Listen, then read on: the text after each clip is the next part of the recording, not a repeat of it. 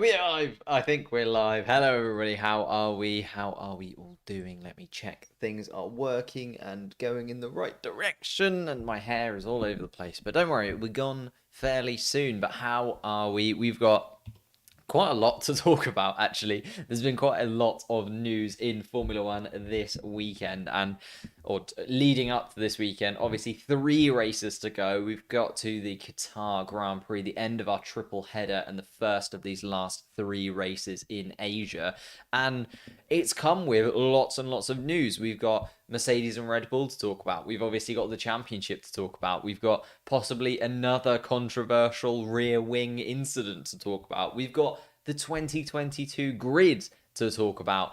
And of course, everything else that goes along with a Formula One weekend as well. So, lots and lots to talk about. Hello, Charlie, mate. Hello, David, as well in the chat. Obviously, get involved in the chat. Love to know your opinions, what's happening, and get to know what you guys think of all of these news stories as they come out. What shall we start with? Shall we start with Christian Horner and Toto Wolff? Because it was tense, wasn't it? It was a tense little press conference that they put together. And, I actually kind of respect the Sky guys. I know that the Damon Hill interview afterwards as well really got under Christian Horner's skin by the looks of things, and both of them a little bit cagey, possibly, a little bit tense at this moment in time because the championship could go either way. Max Verstappen currently leading it, but Lewis Hamilton obviously gaining in the points last time out in Brazil. Hello, Sadie. Hello, Jessica. Please tell me I watched the press conference between Horner and Toto. Of course I did. It was the first thing I did when I got home. I was maybe more excited for that press conference than I am for the Grand Prix on Sunday. I wanted to see the sparks fly, but actually the two of them were fairly respectful of one another, and they are sportsmen at the end of the day. I think they understand that there is going to be battles between them. And as Christian Horner said, Toto Wolff hasn't really been under too much pressure, not from a rival, from an outside team perspective. Obviously, he had to deal with that Rosberg-Hamilton battle, but in terms of teams outside of this, it's never really gone this far down to the wire. Even with the battles with Sebastian Vettel at Ferrari, they never really had the same kind of feeling that this battle does this year. So Christian Horner kind of tried to steer it towards that direction. The fact it's probably just Toto a bit under pressure. The fact that he hasn't had to deal with this in his past sort of few years at Mercedes and tried to sort of veer that way. And then, Toto Wolff veered towards the direction of, we want this to be one on track. We want this to be fair between all the teams and so on and so on. So it was tricky to know where both of them stood. Obviously, as I said, Damon Hill got really under Christian Horner's skin afterwards, but I don't think we gained too much insight into what both of them were actually thinking. I think they kind of doled it down for the cameras a little bit, didn't they? I imagine when they get back into the teams, they're a little bit more vocal about their thoughts and opinions of one another. But when it comes to Toto Wolff, I think he made a really good point about it being one on track, and obviously the fact that both teams over the course of the season have had incidents, have had things investigated, and have had things looked at. He was obviously a little bit disappointed that the Hamilton-Verstappen incident into turn 4 in Brazil on lap 58 was not looked into. And I personally agree with Toto Wolff on that. I think that even though it is retrospective, it should have been looked into in a little bit more detail. I know that, it didn't really matter in the end. Obviously, Lewis Hamilton still got in front of Verstappen. They didn't come together and cause any damage to one another or anything like that. But it sets a precedent for the rest of the grid. And Charles Leclerc is kind of being quite vocal about that. And coming from a driver who's in form right now and is, pushing towards that 5th place where Lando Norris currently sits, Charles Leclerc has quite a big influence on that midfield and backwards. He is kind of leading the line for those drivers outside of the top 2 teams. And when he is saying, if he sees that Max Verstappen incident and he knows that, well, if Max Verstappen isn't going to pick up a penalty for that, then I'm going to start doing a similar sort of thing. And I think he's well within his rights to be saying like, I'm going to do a very similar sort of thing, because you want to give yourself as much advantage as you possibly can in every single race. And if he knows that that kind of overtake or that kind of defense is not going to be looked at, he as a driver has to kind of go into those incidences with a little bit more caution if he's on the attack, and he can go in with a lot more, just blasé defensive maneuvers if he's on the defending side of things. So I kind of understand where he's coming from, and it's interesting to see whether there is any, backlash from that, or if we see any incidents like that this weekend where there is going to be minimal overtaking opportunities, and it's probably down into turn one. We might see something like that. There is, of course, the runoff here too. So whether or not we see an incident like that again, depending on where it is in the grid, it'll be interesting to see what the repercussions are. If Sebastian Vettel and Fernando Alonso do the same thing, maybe, I don't know, Fernando Alonso's defending from Sebastian Vettel and it's for 11th place, but the exact same thing happens. Fernando Alonso drives off to the left-hand side of the road, and Sebastian Vettel can't get past down into turn one and is pushed all the way wide and then off of the track, and both drivers end up off the track. Will we see a similar sort of thing? Will they just say, nope, that was hard racing, and not give any sort of retrospective action to that either? Or is it, quite a niche case? And everybody should be treated the same, but when we're looking at title rivals, when we're looking at, this possibly causing a little bit of a spark in the championship and all of the backlash that Formula One would get if Max Verstappen or Lewis Hamilton picked up a penalty for something that could go either way. Now, for me, it can't go either way and it should have been given a penalty, but that's just my perspective on it. There's lots of people that think it was just hard racing, and we're never really going to get to a conclusive argument from that. But it was interesting to see Toto Wolff's perspective from that in the press conference, and the fact that, he was fairly calm about the whole thing. He was a little bit disappointed, whereas Christian Horner, I know is often talked about with Christian Horner, but showed a bit more passion, I guess, in the press conferences and got a little bit more defensive of himself and defensive of Max Verstappen as well. Hello, Joe, mate. I think Seb's performances in recent races have gone unnoticed. Very solid. Yeah, he has been quite solid, actually. Picked up points consistently.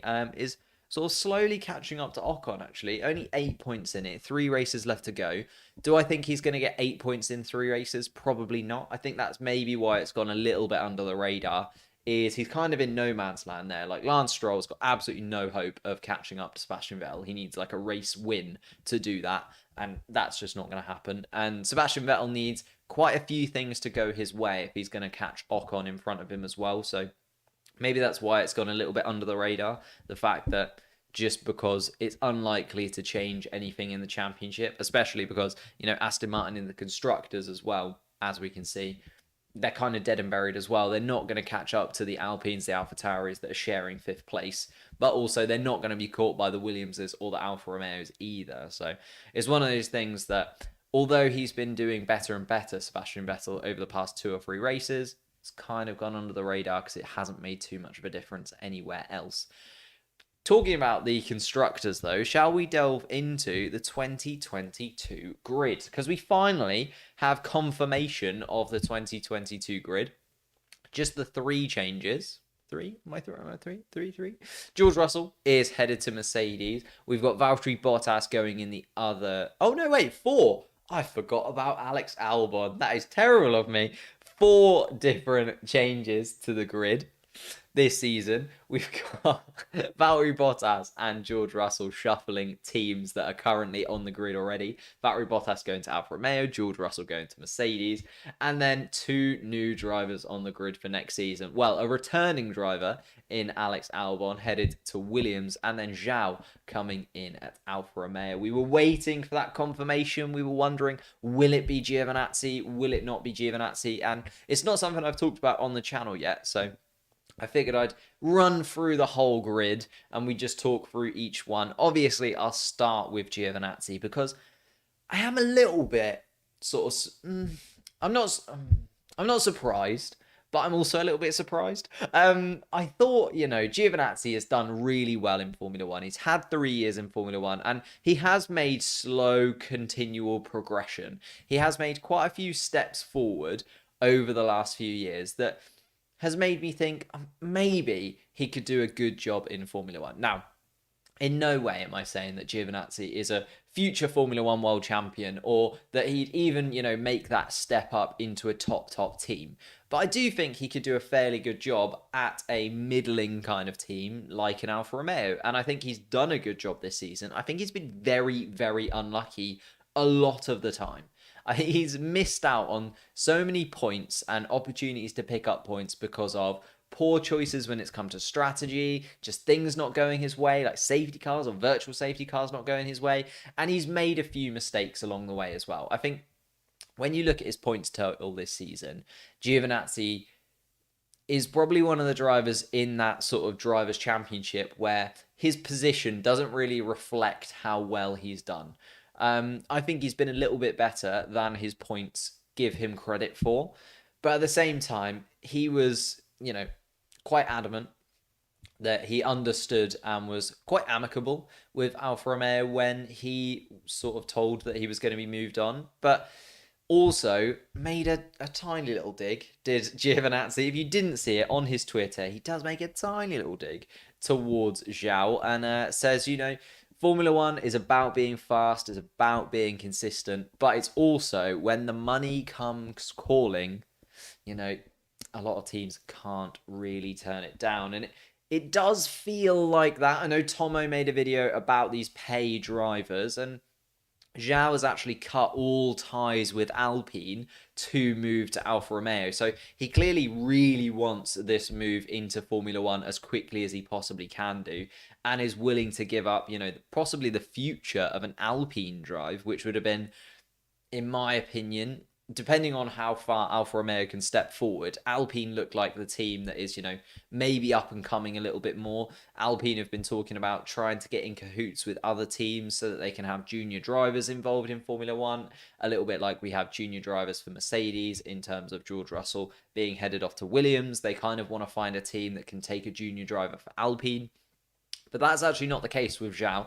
He's cut all ties with Alpine to be able to move into Formula One. So no longer will be part of that, Alpine junior driver program. And that kind of cuts off a move to Alpine in the future. Now, do I think Zhao is going to move up into a bigger team in the future?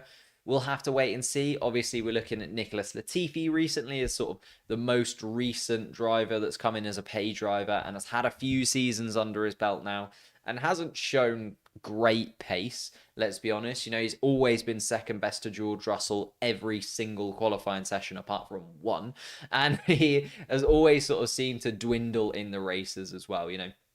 Nicholas Latifi hasn't really shown anything to me anyway that shows that he's going to be like a world-class Formula One driver in the future, or that he even, it's difficult. I think Latifi deserves his seat at Williams. If Williams decided to get rid of Latifi and another team picked him up, I'd question it, which kind of feels weird, right? Like, he seems like the right fit for Williams and where Williams are at this moment in time. But if any other team picked up Nicholas Latifi after he left Williams, I'd be a bit confused by that decision. I don't think he's shown enough to really warrant a place at another team any further or any behind up the grid either. Also, we've got Nikita Mazepin coming in as a pay driver as well. But we haven't really seen, enough of him. He's only been here a season, and it is his rookie season. And secondarily, we've only seen him in a Haas car. So the only person you can really compare him against is his teammate. You can't compare him to any other cars on the grid. So we don't really 100% know where Nikita Mazepin is going to fall in the hierarchy of drivers. Of course, lots and lots of people are very negative around Nikita Mazepin. He has improved. I think he's got a lot better, specifically at following blue flag instructions. But at the same time, we haven't got enough data on him yet to really, judge him with the rest. And I think Zhao's going to be a similar sort of thing. We're maybe going to see, a rookie season from him, which is tough. He's going to be working with Valtteri Bottas quite heavily, I'd imagine. Valtteri Bottas, I think, is a really good teammate to have in your first year of Formula One. I don't think he's going to put you under too much pressure. There's not that, drive to be the absolute best in the team. I think Bottas will thrive as a number one in that team, and Zhao will be fairly happy to take the number two role. I don't think that they'll be, butting heads. I think instead what you'll have is Valtteri Bottas being a very cool, calm, collected driver, almost in a Kimi Raikkonen-esque role, but possibly even more helpful. I know Kimi Raikkonen is very helpful to the team. I can't imagine Kimi Raikkonen is too helpful to Giovinazzi. He doesn't seem like the kind of guy that would sort of take a young driver under his wing and try and, bring him up through the sport. Whereas Valtteri Bottas kind of strikes me that he could. He could, take Zhao and be like, actually, I'm going to take you under my wing. We're going to be teammates together for this year at Alfa Romeo. We'll see how we can do. Obviously, we don't know what the car is going to be like in 2022. Suddenly, Alfa Romeo might be title challengers. Very unlikely, but you never know with all of these changes that are happening in 2022. So it's going to be interesting to see how Zhao does. I think he'll do fairly well considering the circumstances, and I think we have to give it sort of 2 seasons before we really understand his level in Formula One. Obviously, we can look at his Formula 2. He's never won Formula 2. He is now second in Formula 2, if I'm correct, behind Piastri, another driver who was sort of linked to the job, but didn't have enough sort of financial backing as Zhao does with that Chinese logo. And we'll talk about that a little bit another time, I think, because, the fact that China, this huge market, are now going to be integrated in Formula One through Zhao is huge for the sport and could see massive things happening to Formula One, especially in Asia. Obviously, we've got these last 3 races in Asia, but I think with an Asian driver, I know we've got Yuki Tsunoda, but with another Asian driver coming onto the grid, it just expands that out a little bit. I know that we've been talking for years now about getting a US driver in some degree, just to broaden out that US market, because we're going to have 2 races in the US next season, looking at possibly 3 races in the US in a few years' time, up to even 4 races in the US in a few years' time as well. So we do have to look at the US as almost as big as Europe, right? Because it is as big as Europe, and it is a massive market that Formula One is trying to get into. Formula One is already massive in Europe. It's already very big in Asia as well, and I think that only clicks up a gear now that we've got another Asian driver on the grid. But the rest of the grid we'll quickly run through. I feel like I've gone on about Zhao for a little bit too long there. Hamilton and Russell obviously will be at Mercedes. Be very interesting to see what kind of role Russell takes. Does he go in as a competitor to Lewis Hamilton and someone who is allowed to, really push Hamilton to his absolute limits? Unlike what we've seen from Bottas in the last few years? Or does he go in as that kind of Bottas role? He understands that, if Lewis Hamilton is the driver behind him, 95% of the time, he's going to have to let him through, and he's going to have to, play the team game a little bit more. Sorry, chat's absolutely going off. Did I see the De Vries might go to IndyCar? I think that makes sense. He's 1F2, he's 1FE right now, and I don't think he's ever going to get that spot in Formula One. So I feel like IndyCar's a good move for him. Giovinazzi on Instagram said, yeah, there we go, ruled by money and ruthless in that sense. That is what I was trying to remember. And it's definitely a dig around for Romeo and Zhao. He's not going to be happy to leave in Formula One. Obviously, it's his dream to drive in Formula One, and it was his real dream to drive for Ferrari eventually, right? That he was part of that Ferrari junior program, and Ferrari brought him through into Formula One, into that Alfa Romeo seat. So that was his real goal and his real ambition, was to get into that Ferrari seat in the future. And unfortunately, that's not going to pay off for him, is it? So we'll have to wait and see. Williams are flirting with Nick for a while. It seemed probable, and then that seat went over to Albon. Yeah, I think Nick De Vries missed his opportunity. He kind of missed his chance to get into Formula One through no real fault of his own. I just think, when there was that opportunity to bring him through, there wasn't really a seat that he fit into quite nicely, and then it kind of passed him by. Look, he's a very good driver. He's won Formula 2, he's won Formula E, but just maybe at the wrong times that he's not been able to really push it on in that way. I did think eventually Gasly will get sick of a Red Bull family and will switch. Yeah, I think so too.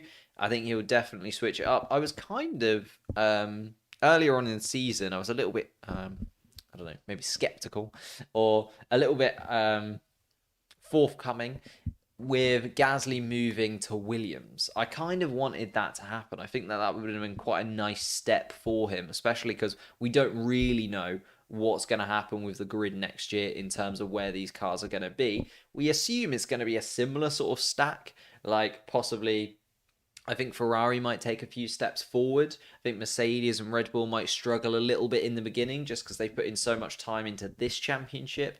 I think McLaren are such a mixed bag at this moment in time.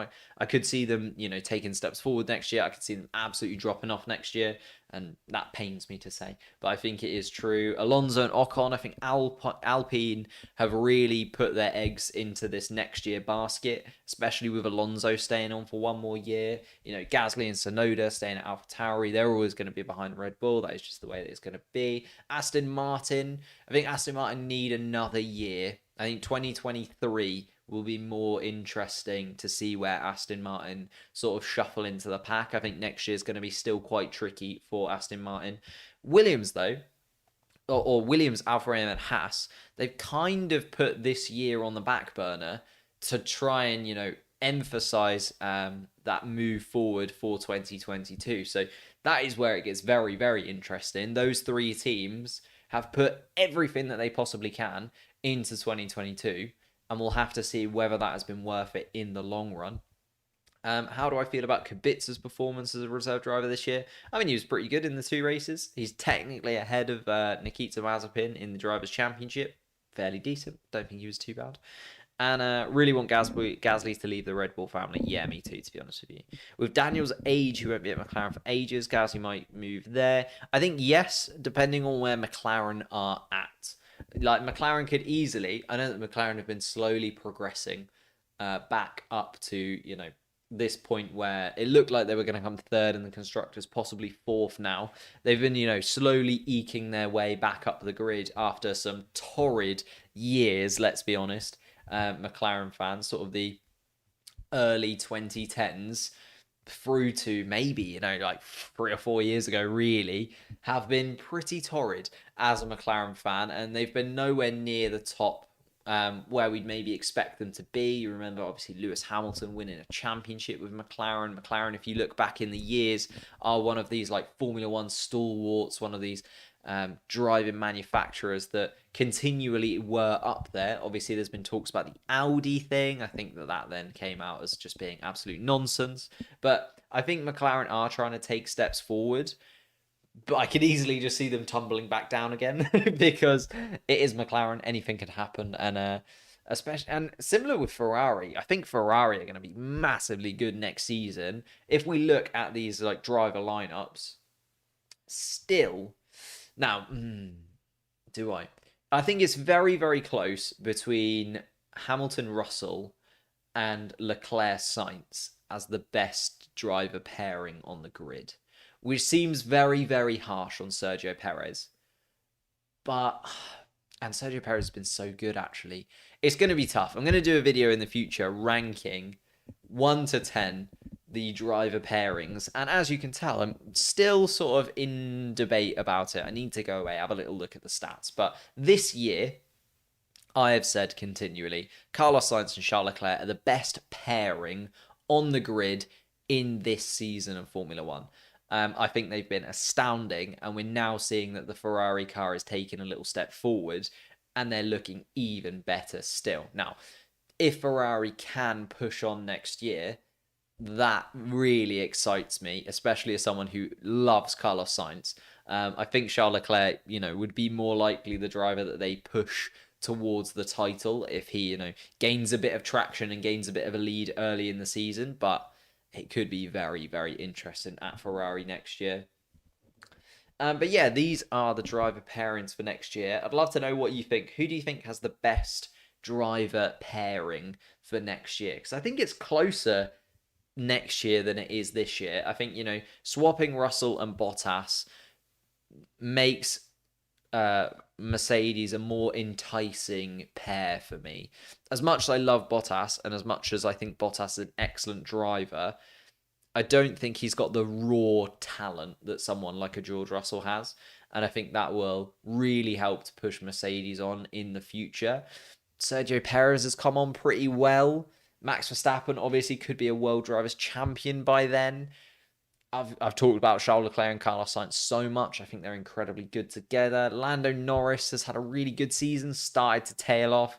Obviously, Daniel Ricciardo's won a race this year, so we have to be optimistic about those two as well. Alonso and Ocon, I think, is where we start to have that little dip off. I think it's between those four, those top four there, picking your best pairing, picking the best two out of those, I think it's really tricky. I think it's really, really tricky. And I don't want to do it right now because I definitely want to look into it a bit more in the future. And, lots could change in the next 3 races before we get into the final sort of stint towards 2022. Obviously, we'll be readdressing 2022 a lot more in sort of January, February, when we start to see the testing and all those kind of things come together. And of course, the cars being unveiled, because we kind of know what they're going to look like. We've seen the 2022 spec car, but we don't know exactly what each team's car is going to look like. But finally, we do have the 2022 grid.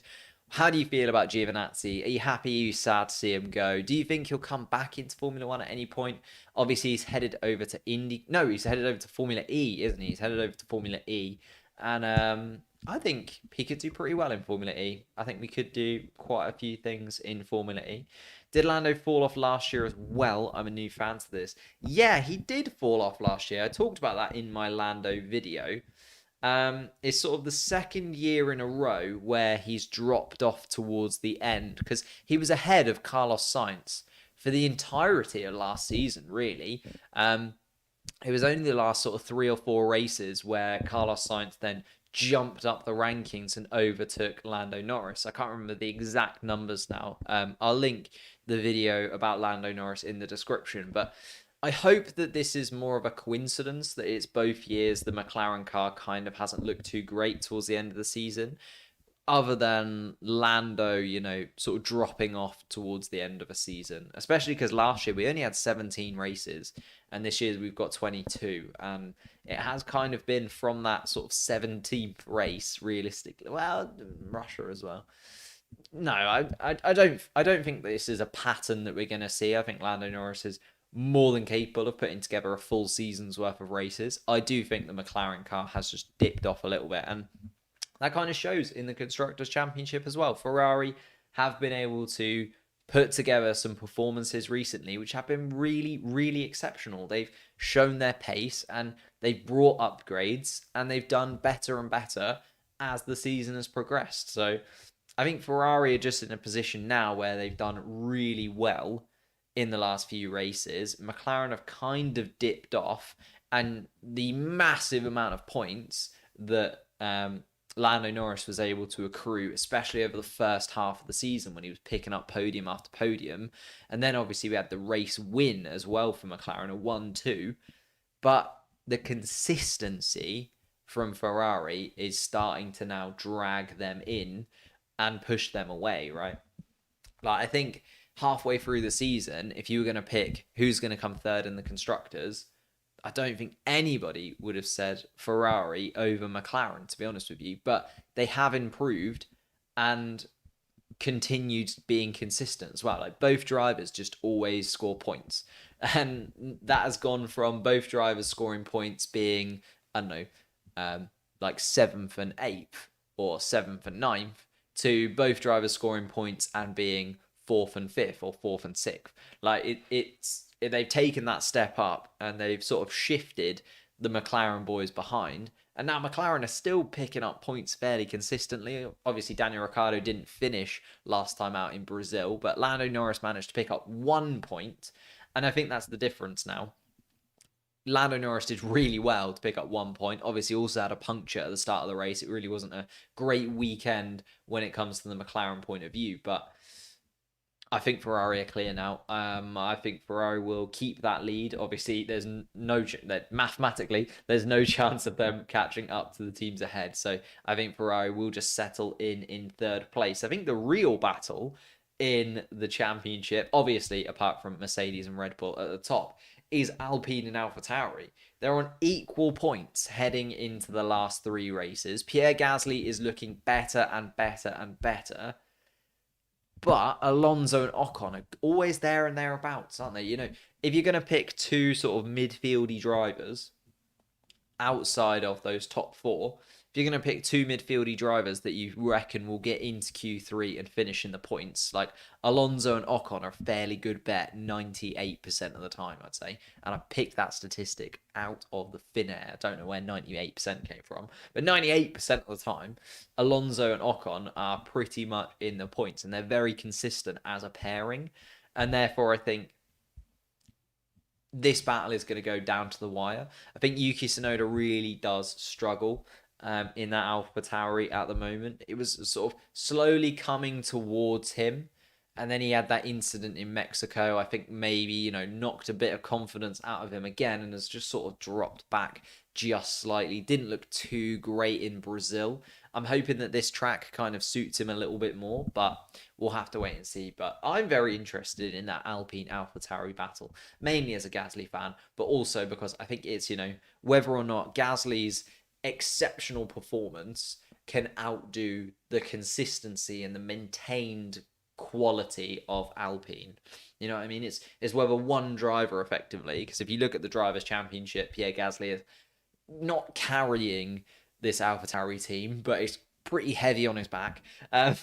He is pushing them towards fifth in this Constructors' Championship and has been unlucky at times. You could argue that Pierre Gasly could have had a lot more points this season if things would have gone his way in a few races. So that's where it's really interesting to me, to be honest. That fifth battle is the one that I'm very, very much interested in. Lance qualified on the front row in Monza 2017. Blah, blah, blah, blah. Bad car. Yeah, I just don't really like Lance Stroll, to be honest with you. My opinion, Gio is a better driver than Lance. Oh, I see. That's what people are saying. Oh, Giovinazzi versus Lance Stroll. I think that's a close battle. I don't think either of them are vintage. But,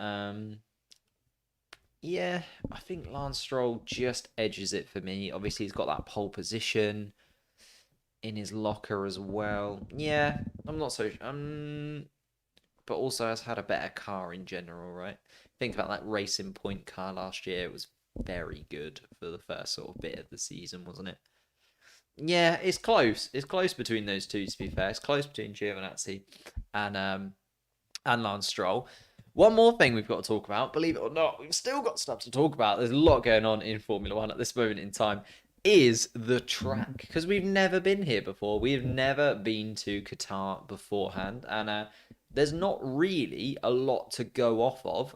Formula 2 has... No, it was Formula Asia, sorry, has been here before, and lots of MotoGP races. So I kind of went through and watched a few archived sort of highlights to see if I could get sort of a feeling for the track. And I think when it comes to Formula One, there is one overtaking opportunity down into turn one. The rest of the track is super high speed corners. It's going to be very, very taxing on the drive. It's going to be really hot as well. And I think it's going to have quite a Bahrain feel. And I know that obviously Bahrain is another desert Grand Prix and you can make those parallels really easily. But I think it will have that kind of feeling to it. If you just have a little look there, obviously going down into turn one, as I said, we've got DRS, and I think that's the only real overtaking opportunity. It's a shame that we couldn't sort of fit in another DRS anywhere else. But if you look at the track, there's no straights or even straight corners that are long enough to fit in a DRS. So it's going to be quite compact. It's going to be very close. And I think, unfortunately, we're not going to see too many overtakes. I think qualifying is going to be really, really important on Saturday.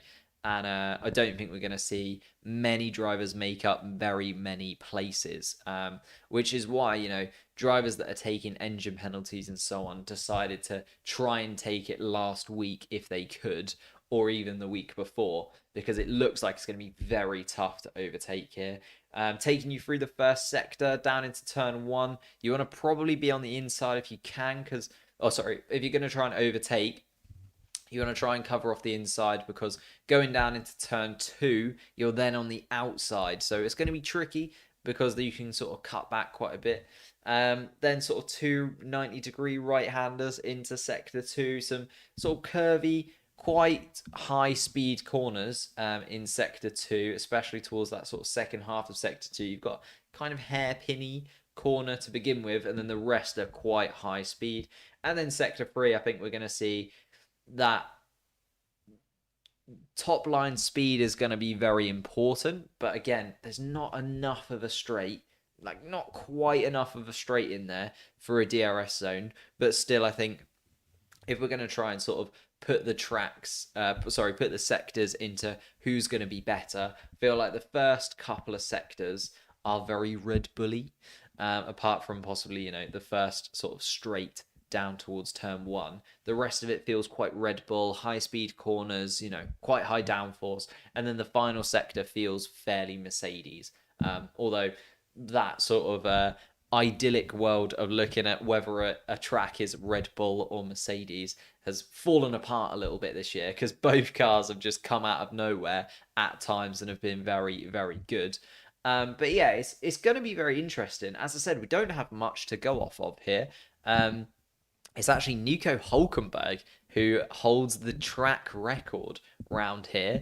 And Sergio Perez was the last person currently on the Formula One grid to win a race here. I think it was back in 2009. He won the race here, and Nico Hülkenberg again was on the podium with him. So technically, the most experienced driver out there this weekend is Sergio Perez in terms of this track. But again, it was a very, very long time ago, and I don't think we can really look into it too much. It's gonna be all new, and I mean, we've got the same thing in a couple of weeks' time, right? Brand new track. We don't really know how it's gonna go. That's my kind of prediction. Is that I mean, Mercedes will edge it in terms of qualifying, just because they'll have the better straight line speed technically. And therefore they'll get quite a bit of momentum in that sort of third sector down towards turn 1. They'll probably be okay through sector 1, to be fair, actually. And then sector 2 kind of looks like it's going to be a Red Bull style sector. But then the rest of the track kind of looks fairly Mercedes-ish. What's your favourite Drive to Survive season yet? Oh my God, David, I don't know. I just love it. I watch all of it all the time. The seasons have kind of melded into one because I just watch it on repeat continually. But I am really, really looking forward to Drive to Survive this season. Again, I said it last week, I'm not hoping that Mick Schumacher and Nikita Mazepin, crash. But at the same time, like, it would make for very good television if they could just have one kind of collision. Like, that Haas episode would take a little step up if we could just have, Nikita and Mick, like, into turn 1 or something. That would be very interesting. Especially if there's a camera literally just pointed at Steiner's face. That would be, I think, perfect in terms of the Formula One. Also, I think Netflix were absolutely rubbing their hands together when the news about Lewis Hamilton and Max Verstappen not being looked into was released, like, during the press conferences, basically, wasn't it? Like, it didn't even lead up to the press conferences. It was like seconds before the press conferences, or even during, I think it might have been. So it's going to be a very good season of Drive to Survive. I think this season of Drive to Survive is going to be better than any of the rest, and I'm really looking forward to it. And of course, we're going to be live streaming that. So we did a live stream for the Mike Schumacher. We did a stream for the Michael Schumacher documentary where we all watched that together on Netflix when that came out in September. If you haven't seen it actually and you want to watch along with us, that is in the channel, if you want to find that. But when it comes to this track here, this weekend, I think it's going to be very, very complicated and a bit weird, to be honest with you. Final thing. God, we've had loads to talk about, actually. Final thing. Hello, Mohammed, mate. You're right. Hello, James, as well. Final thing is predictions for the weekend. My goodness me. We have got to predict who is going to come where. And I've just realised that I had the Formula One news app up and we haven't even used it. So yeah, there we go. Let me pop up and get my predictions there for you. So predictions time. I'd love to know who you think is going to win. Who you think's going to be second? Who you think's going to be third? Who you think is going to win driver of the day? Who your wild card is? So, if there's a crash in turn one, Hamilton and Max Verstappen are out of the race. Sergio Perez has gone with them as well. A bit like a Hungary, I guess. Your wild card is, who do you think would throw in if there's a massive collision? And then finally, who do you think is going to struggle? I've gone fairly standard. I went crazy. I knew that Brazil was going to be just amazing weekend. I went big and bold for the Brazil predictions. It didn't go my way because Max Verstappen and Lewis Hamilton still managed to finish 1 and 2, even though Lewis Hamilton had everything going against him that weekend, still managed to do it. And Valtteri Bottas rounded out the podiums anyway. So I've gone back to basics. I've gone Hambot Ver because we're in a brand new track. We've got Mercedes. They're probably going to come in with, this advantage that we've seen over the last race. I was going to say a couple of races, but if you think back to Mexico, everybody was talking about how Red Bull have just walk away with this. And now suddenly, Mercedes are back in it. But I've gone Hamilton. I've gone Bottas. I've gone Verstappen. Shoot me, it's boring, I know. But we have to go sometimes with what we feel.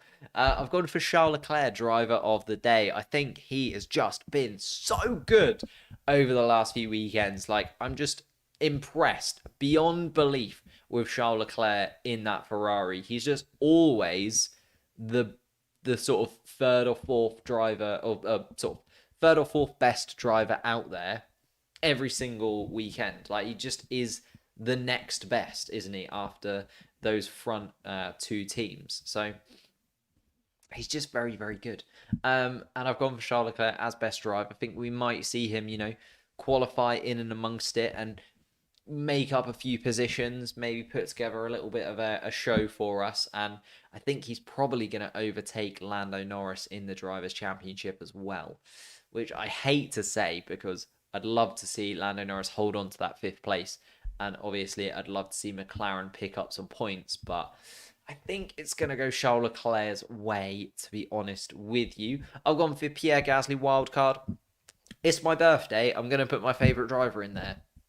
I'm sorry. I've gone for Pierre Gasly as a wild card. And we really hope that Pierre Gasly is going to be on the podium because that would absolutely make my weekend. And I have asked for that for my birthday. So Formula One should deliver. If not, I will be asking for it for Christmas. So I guess he'll be on the podium in Abu Dhabi. And then finally, I've gone for Giovinazzi as a struggle. We've talked about Giovinazzi. We've talked about Alfa Romeo today already, but I think Giovinazzi is going to be fairly downhearted about the whole situation. He's going to be a little bit annoyed that obviously he wasn't picked as the driver for Alfa Romeo next year. I think he probably knows in his heart of hearts that he hasn't done quite enough over his seasons in Formula One, but he's still been giving it absolutely everything. And as I said, I don't think his one singular point really reflects how good he has been at times this season. And it feels like he's always 11th or always 12th. So it just kind of goes against him quite a lot of the time. It is my birthday, yes. It is on the 21st, my birthday. Should we talk about that? We'll pop up the predictions first because I want to give people their dues. People got involved in the predictions on the community tab. Let's have a little gander at some of them because we've got a lot of Hamilton wins. We've also got a few Verstappen wins. It's gone sort of 50-50. We've also got a few people shouting out that Vettel will do pretty well here. And we've also got people saying that Aston Martin will be terrible. So it just shows you that because we've got nothing to work off of when it comes to this track, nobody really has any idea what's going to happen, which is very, very exciting and just sort of adds even more to this 2021 season that has just been chaos. Let's be fair. It has been an absolute maverick of a season. and has just shown everything and anything that it possibly could to try and add in some spice into the Formula One season. Obviously, if you want to get your predictions in before qualifying, head over to the community tab. It's right there. People have done it already. And we're already on to like 26, 27 likes on this post. If we could get a similar sort of likes on the stream. What are we on likes on the stream? We're on 22 likes on the stream. So yeah, let's get that to like 25. Make sure you leave a like if you haven't already. But yeah, some lovely predictions here. Thank you to everybody who got involved. As I said, I won't read through all of them because there was actually a lot that we got popped in today, but very interesting. Obviously, get involved over there in the chat. I'll be replying to all of those a little bit later on.